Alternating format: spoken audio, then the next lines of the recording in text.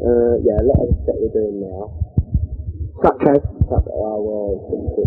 We're not making any decisions to actually do it, but it's going to be old, new, and very new. So it's going to be like the best of the old stuff, the best of the stuff we're doing now, and one or two brand new songs. It's going to be the aim of it is to be unpredictable. It's going to be not really things that's going to So really, you're not 100% sure that no. 3 songs maybe you're doing it, or?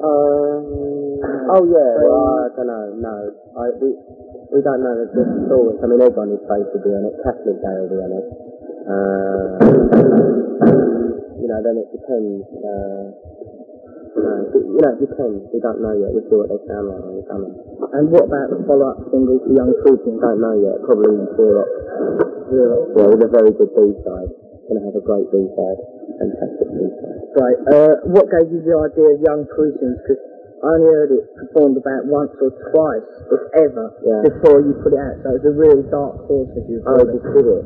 We just did it. No, we did it, and at the time we just thought it was the most potential single material, and also we wanted to do something that would just set the record straight and keep people confused, and that's the whole idea of it. If people know what you're going to do, then you might as well forget it. Yeah. Also, we got given vast sums of money for doing it, so I mean, why not, Yeah.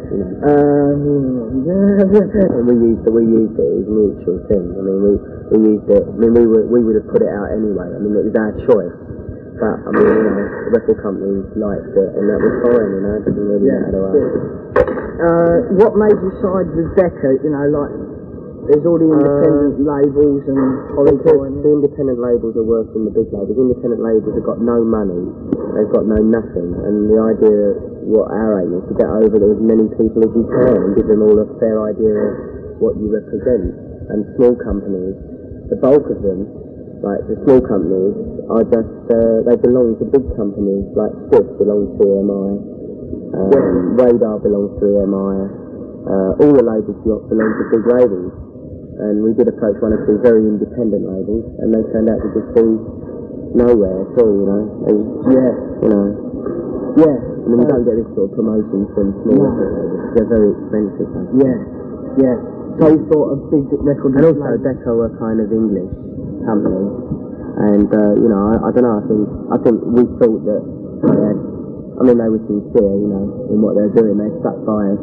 And, you don't have to like record companies, you just have to sort of work with them. It's up to you. I mean, if we leave Decca, we'll go to a bigger label. We won't go to a smaller label. We'll go bigger, for a bigger label. Yeah. Because we can get our record out the way we want it. Yeah.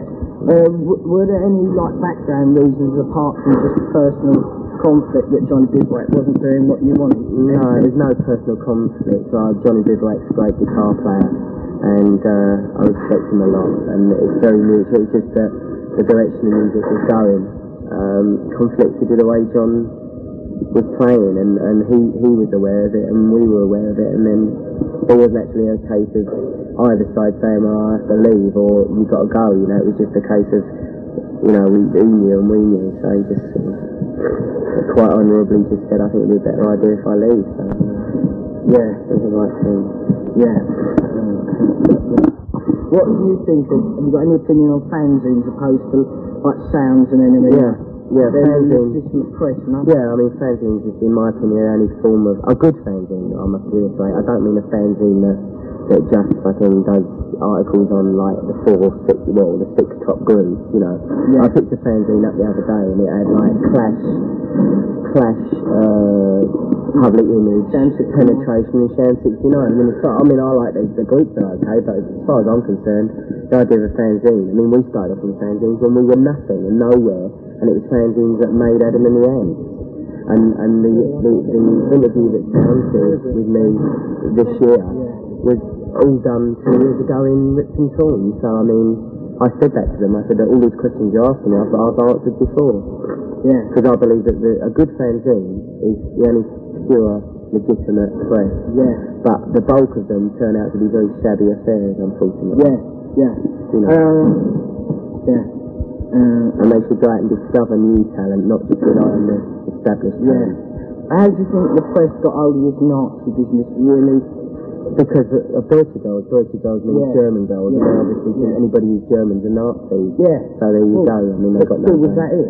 Well, that's basically it. Because Julie Birchie was writing about that you dressed like a Nazi. I've never worn a swastika or anything. I mean, basically, I've no reason to, I mean, I've got more reason not to than to, because I'm a Roman Egyptian, and you know, I mean, it's ridiculous, you know, I mean, it's just that women like Julie Birchie have got a problem. I don't know what it is, but whatever it is, it's pretty serious. I just think it's because most journalists are just frustrated musicians. Yeah.